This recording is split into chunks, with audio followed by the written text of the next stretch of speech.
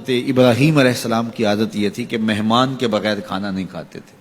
اور یہ بات ذہن میں رکھو کہ جو کھانا مہمان کے ساتھ کھایا جاتا ہے اس کا حساب نہیں ہوگا، چاہے وہ پرتکلف ہی کیوں نہ ہو.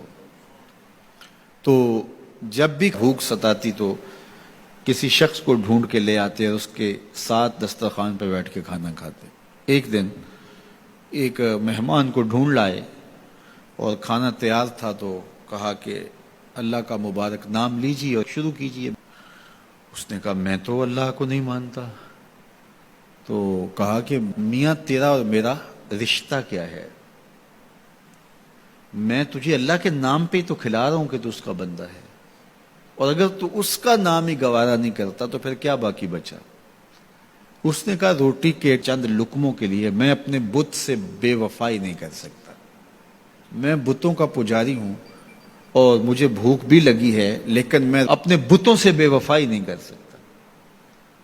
تو حضرت ابراہیم نے فرمایا تو اتنا غیرت مند ہے، اپنے بتوں کے ساتھ تیری یہ وفا ہے، تو سن پھر میں بھی اللہ کے نام کے علاوہ تجھے ایک لقمہ نہیں دے سکتا.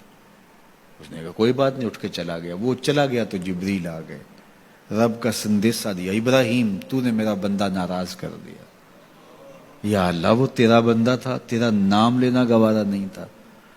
کہا ابراہیم اس کی عمر کتنی ہوگی؟ مالک 70-80 کے پیٹے میں ہوگا. تو کہا اتنا عرصہ ہو گیا نا کہ میں اس کو دے رہا ہوں، تم ایک دن نہیں کھلا سکے. اب ابراہیم علیہ السلام ان کو ڈھونڈ رہے، وہ پہاڑ چڑھ رہا تھا تو آواز دی او میاں آ جاؤ کھانا ٹھنڈا ہو رہا ہے. اس نے کہا آ جاؤں گا لیکن تمہارے رب کا نام نہیں لوں گا. کہا نہ لینا، آ جاؤ.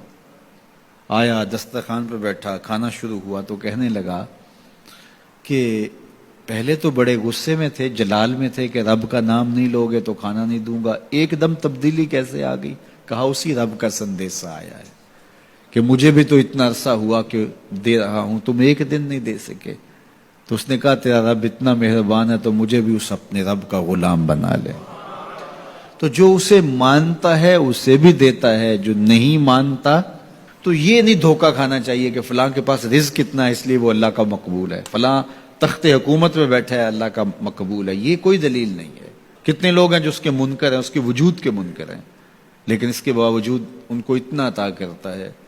بلکہ فرمایا اگر تمہارا مجھے لحاظ نہ ہو تو کافروں کے گھروں کی سیڑھیاں بھی سونے اور چاندی کی ہوں، چونکہ ان کو سب کچھ دنیا پہ دے دیا جائے گا، آخرت میں ان کا کوئی حصہ نہیں.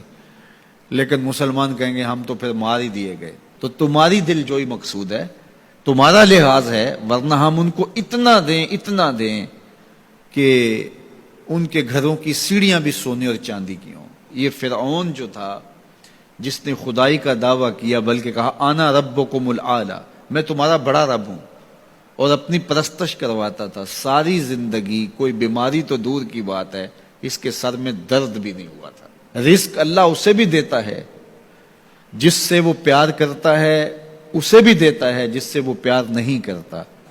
وہ صرف رب المومنین نہیں ہے، وہ رب العالمین ہے.